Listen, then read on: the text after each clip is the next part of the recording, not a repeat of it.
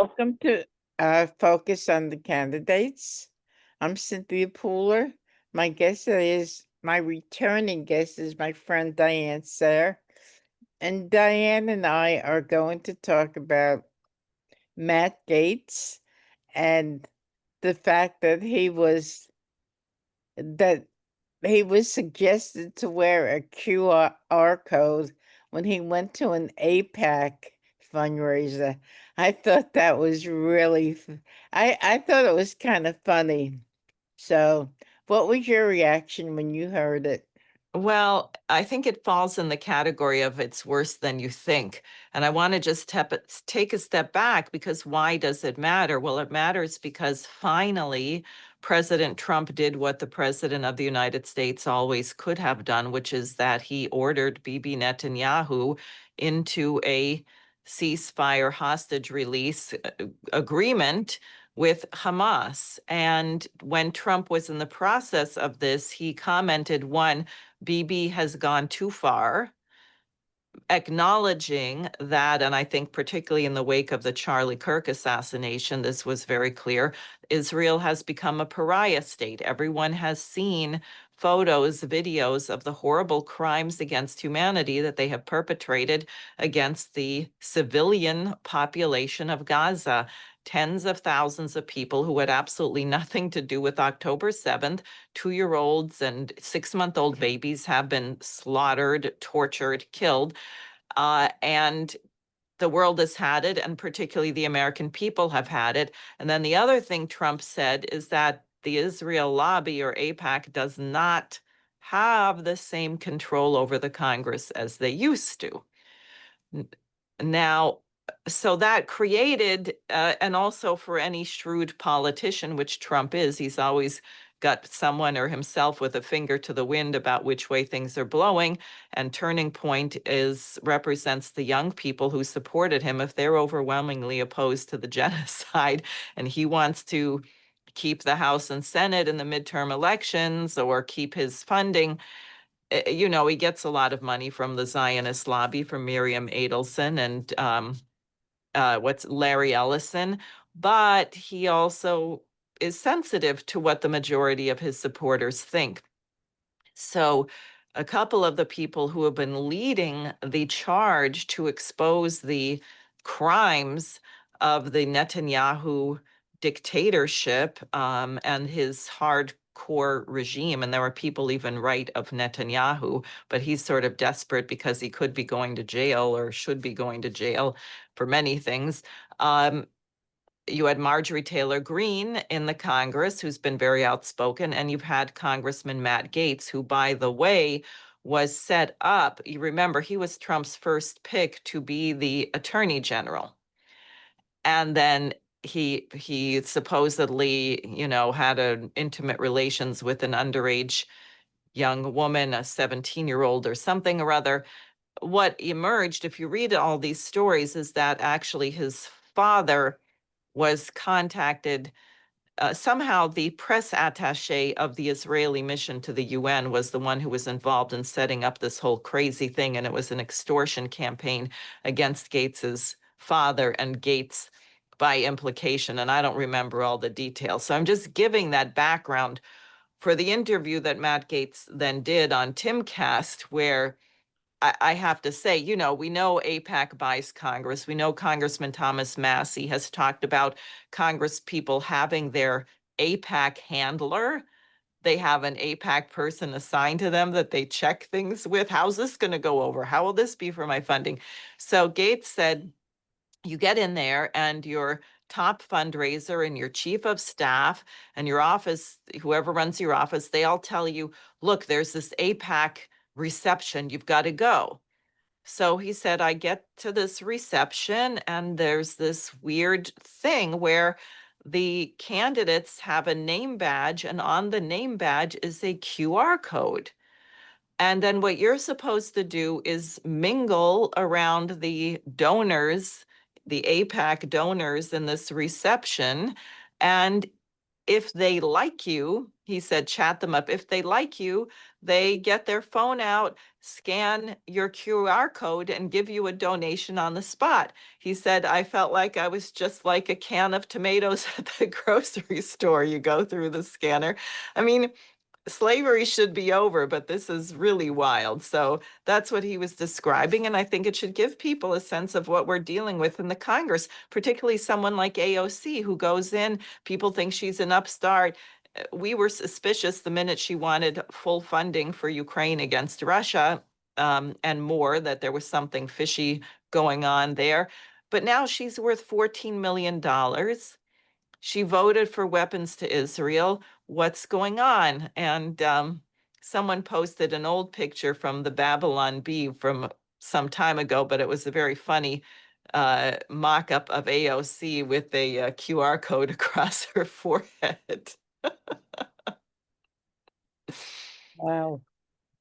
Wow. So, I see QR codes all over the place, so that's gaining traction, wouldn't you say?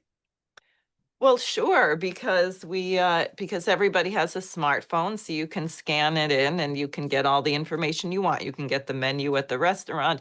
Also, during the COVID pandemic, they were trying to do things hands-free. You weren't supposed to touch any surfaces, so it was great if you didn't have to hand out things. People could just scan it and get the image right there. So would you say that was the birth of the QR code? Well, that was when it became very, very commonly used. QR codes have existed a bit before that, uh, Okay. but that's when it became particularly common. Okay. So, the Gaza situation, like with Marjorie Taylor Greene, how she's speaking out against the Republican Party for embracing, you know, Israel. Do you think that's going to be a big issue in the 2026 election? I think it is going to be a lot bigger than people imagine, because I think particularly younger voters are going to remember. They're going to look people up. They're going to see, where did you stand on this genocide? This is the most hideous thing in our time. And they're looking for people who opposed it. I think that is actually why Zoran Mamdani is the Democratic nominee for mayor in New York City. Housing affordability and the genocide in Gaza. And I will point out that he has the support of hundreds of thousands of Jewish New York voters, many of whom are gut-wrenched by seeing, in a sense, a repeat of what the Nazis did to their families in the Nazi Holocaust, in terms of some of the tactics that the IDF has used against the population of Gaza. So, I think that the in the 30s, they don't have the media that we do now. And I would say, I would think that a majority of Jewish people did not understand what was going on, you know, the roundup of the Jewish people and then throwing them into the concentration camps. Well, today we have the internet, we have, the alternative news, and people are becoming more and more aware of what Netanyahu is doing. So at this point, shouldn't people be more up in arms about it? Well, I think they are, but we've had a really kind of police state crackdown against them. And, the social, look at, what does it mean for Larry Ellison to take over TikTok? People have been shadow banned for using words like genocide and things like that. And also the students were very harshly punished. And Norm Finkelstein, I think, correctly forecast that coming back into the new school year in 2024, that students were going to be more subdued, because he said he went home and their parents said, hey, I just got 60,000 or 80,000 or a quarter million or whatever in debt for your education, you're not going to risk it by participating in those protests, are you? Right. So the students came under pressure all kinds of ways. Remember, we had people even with green cards being kidnapped by ICE and attempted to be deported. So there was a lot done to silence it, and I think the opposition is still very much there. It's just not manifest in the way that you might expect, but I think it will show up at the polling places. So you don't think that tomorrow everything is going to turn around? I think people won't forget. I mean, I hope there is a turnaround in the situation on the ground. The Israelis are doing all kinds of dirty tricks and trying to make up excuses. As you saw, the everyone said returning the bodies of the 28 deceased hostages was going to be a lot harder because people are buried under I don't know how many millions of tons of rubble. So if the hostages were killed in Israel's own bombing, they might be as difficult to find as the probably couple hundred, 300,000 more Palestinian bodies. And now Netanyahu and the IDF are trying to make whether they let the full 600 trucks worth of humanitarian aid go in contingent on whether they locate these bodies. And that's the danger of the wiggle room. Although I think Trump, for various reasons, is very determined that this will work. Wow. We sure are living in uncertain times, aren't we? We are. Now, I wanted to say one other thing about an affiliated group to APAC, which is the Anti-Defamation League, because I know them rather directly because of my association for 38 years with Lyndon LaRouche and causes associated with LaRouche. And the Anti-Defamation League has produced actually a number of reports specifically on LaRouche, saying that he was a right-wing, violent cult leader, Holocaust denier, all kinds of slanderous things. Very ironic because in the days when the ADL was printing all these slanders, the majority of the leadership of LaRouche's organization was Jewish, actually. And it just was all a bunch of lies. But people said, oh, LaRouche, and you get it all the time. I know, Cynthia, anyone who brings up the name LaRouche, there's something bad about him. I can't tell you what it is. There's just some bad thing. Well, because what we discovered was that in 1983 there were meetings at the home of a very rich investment banker who was involved in gun smuggling to Afghanistan and all kinds of things. His name was John Train, and he had Myra Lansky Boland of the Anti-Defamation League, Pat Lynch of NBC News, people from the Wall Street Journal, the New York Times, the Washington Post, Roy Godson, I think, who was on the President's Foreign Intelligence Advisory Board. They literally had regular meetings at this guy's home to coordinate how to smear LaRouche, silence LaRouche, and send him to jail. And LaRouche actually filed a lawsuit against NBC, his presidential campaign in 1984, against NBC and the Anti-Defamation League because of an NBC program where the host said LaRouche was a mini Hitler. And that we lost that case, but then the ADL tried to countersue, claiming that our organizers were harassing them, and the ADL lost their case as well. And I just began digging up some of our old articles on the Anti-Defamation League. I don't know if you can see this. The Yep. ADL is a right-wing racist hate group. Mhm. Because there was a case in California, I don't quite remember the year, in the early 90s, 91 or 92, where they found out that the ADL had been spying on no less than 960 political organizations, including Jewish organizations, the Simon Wiesenthal Center.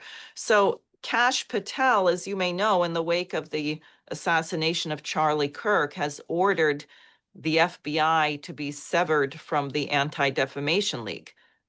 They were Mhm. completely in bed together, spying on Americans, particularly politically active Americans. And the ADL in its early days, 30s, 40s, 50s, was tied into the mob in Brooklyn. You had the Italian mob and you had the so-called Jewish mob, uh, Meyer Lansky, um, Edgar Bronfman, bootleggers, racketeers, thugs. That's what this group was. And they went around pretend. I was thinking it works sort of like the mob, they say, we need you to pay us to protect you. And the store owner says, I'm fine. I don't need protection. So then a kid throws a brick through their window. And then they come around, they say, do you still need us to protect you? No, no, I'm fine. They get another brick through the window or something else. And finally they say, okay. So the ADL says, there's a terrible rise in anti-Semitism. And I don't want to downplay, there should not be anti any religious group. But there's a rise in anti-Semitism and people say they don't see it. Well, the ADL goes and pays someone to paint a swastika on a synagogue or to blow up someone's house. So they carry out the terrorist act and then they run around collecting from people. And that's what they were involved in. And it turns out, by the way, I just read, I had forgotten this, I didn't know this, that Myra Lansky Boland, this woman of the ADL who was involved in all of the trials against LaRouche, actually acknowledged that she was officially an employee of the CIA until 1979 at least, and she worked with the Defense Department after she, quote unquote, left the CIA. So I'm reading Whitney Webb's book and a Oh, lot which, the blackmail book was talking about Epstein. But uh-huh. all the stuff that you're saying, you know, she mentioned in the book, about the connection between the mob and the CIA and stuff. It's pretty frightening, actually. Yeah, Mm. it is. And it's frightening that Americans who are just, especially with the economy as it is, people are very busy. They Right. don't have time to do all their research and get to the bottom of it. After a couple LaRouche associates won major Democratic Party primaries in Illinois in 1986, this cabal, they printed and ran 60,000 slanderous articles against LaRouche in the mainstream press over the next year. Now, who has time to slog through that and then Right. go to the LaRouche website and then figure out, is this right? Is it not? The average person is not going to do that. Mm. So it's incredibly destructive because it deprives us of freedom of debate or hearing from, and I will say they did this to Donald Trump. There's a lot about Donald Trump that I don't like, that I don't agree with. There are some things I do agree with, but that it doesn't give the FBI the right to raid his house, right? If you disagree with someone, then have a debate. Let's have a debate on the issue, on the merits of the issue. Let's not run around claiming someone is guilty. Or the raid on our friend Scott Ritter's house. Right. So, um, the incident that happened with Matt Gaetz with the QR code, Mm-hmm. do you do you think that APAC is gonna fundraise as you know as they are now? Will they continue to be a force to be reckoned with? I think they're going to have a lot of trouble now because of what Israel has done. That's the thing about people who are very, very arrogant and they think they have power, like Hillary Clinton was in 2016. She just thought, Trump is so reprehensible with his deplorables. Why, of course, everyone's going to vote for me. I don't need to go to Michigan or Indiana. I don't need to address the Rust Belt. I can just keep doing my meetings with the Goldman Sachs golden billion and I'll win. And of course, that wasn't true. And I think this pro-Zionist lobby, which really has nothing to do with religion. It's the British Empire, and it's a monstrous bang gang of thugs and criminals hiding behind a alleged religious persecution. Uh, they think that they are untouchable. They think they have human Teflon and that they will always be able to run things because they can buy people out. And what they didn't count on or threaten people or bribe them is that human beings, thank God, still have a conscience. And people have been too horrified by what they saw. And I do want to say, you're right. You know, you bring up the social media or what people have seen of what's happened in Gaza. We should remember that there are atrocities going on in a number of places on the planet where the population is not as well educated or as literate as the Palestinian people, like in South Sudan, where there are hundreds of thousands of people on the brink of starvation being held in refugee camps with no food being allowed in by terrorist rebels. You have a horrible situation in Haiti. And I think we have to think of all of these things, and that as Americans, we can do a great deal to alleviate the suffering of people on the planet if we hold our government accountable. Mhm. You know, closer to home, both of us are New Yorkers, and I've been following the race for mayor of New York City. Well, it seems as though Cuomo aligned himself with Netanyahu, and he sat back and he thought that he was a shoo-in, and he Right. wasn't. Right. I Uh, think you're exactly right. And that mayoral debate I found hilarious where they went down the row, you know, where would you visit if you win the election? What Right. would be the first? And everyone said Israel, Israel. And then one guy, I forget which one, after my fourth trip to Israel, I would make my third trip to Ukraine. And then Right. Mom Donnie just said, well, I would stay in New York. I mean, how obvious was that, right? It's a New York election. You're supposed to represent those people. It, Yep. So what do you see going down as this evolves? Do you see that the APAC is losing its teeth? yes, and what I hope they would lose is their status. If there's any group that qualifies to be registered as a foreign agent, it is APAC, and someone really should do that. I understand Kennedy was trying to do that. What they went after Scott on, which was of course BS and complete nonsense, but the ADL does take foreign money, and they've set up political action committees which are nominally separate, but I find it very questionable. And you have to ask, in whose interests are they acting? And it's not the interest of the United States or, frankly, the interest of mankind. Unlimited weapons to a genocidal state, which is perpetrating crimes against humanity, is not in the interest of anyone on the planet. Now, Marjorie Taylor Greene's criticisms of APAC, do you think that has something to do with Matt Gaetz speaking out about his dealings with APAC?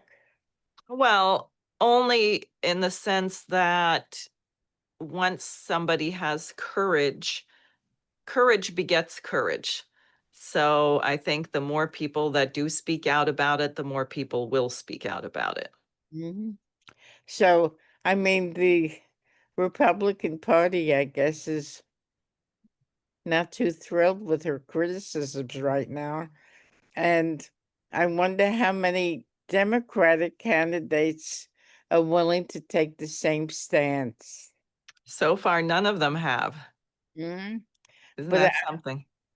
our friend Jose Vega has Yes, a candidate. He has been calling out Richie Torres, who says Israel more than, uh, the South Bronx. yes, exactly, more than the Bronx. Yep. So, what do you see going down the road? What do you envision? Um, I don't know, to tell you the truth. I think that we're going to be in it. What I do know is that the time ahead is going to be very turbulent. I share the concern of Colonel Douglas McGregor about military adventures against Venezuela. That would be a total unmitigated disaster. I don't know why the president thinks that it's a good thing to just blow up boats in international waters and kill people who have not been put on trial or charged with a crime or investigated. This is all completely illegal. I am concerned about the National Guard deployment to our cities. So I don't know. I think it will be very turbulent. My concern is that our nation needs a mission and a purpose. And I think that's why the question of the 250th anniversary of our republic is a very important one. I think most Americans have not read a lot of the writings of our founding fathers. I think they would be profoundly moved if they studied George Washington's farewell address, Alexander Hamilton's letter to a farmer, which I forget, he used the pen name. It wasn't under his name, but it's a very powerful letter. Abraham Lincoln's volcano speech. There are so many beautiful speeches and letters that were produced in the founding of our republic. And I think Americans who study them will become inspired and will see the possibility of making our nation become a much better, in the sense of goodness, become a better nation than we've been heretofore lately. Diane, I look forward to speaking with you again. You've been listening to Diane Sare. I'm Cynthia Pooler. This is Focus on the Candidates, but I'm glad you mentioned the 250th birthday of America because that'll be on July 4th. And on August 1st, I'm I'm creating a holiday for candidates, National Candidate Recognition Day. And let's honor all the candidates past and present who have worked really hard to make sure that we've gotten to the 250th birthday of America. And if you want to help me, you can reach out to me at local everywhere at AOL.com. Diane, thank you. And thank you everybody for listening. Have a great day.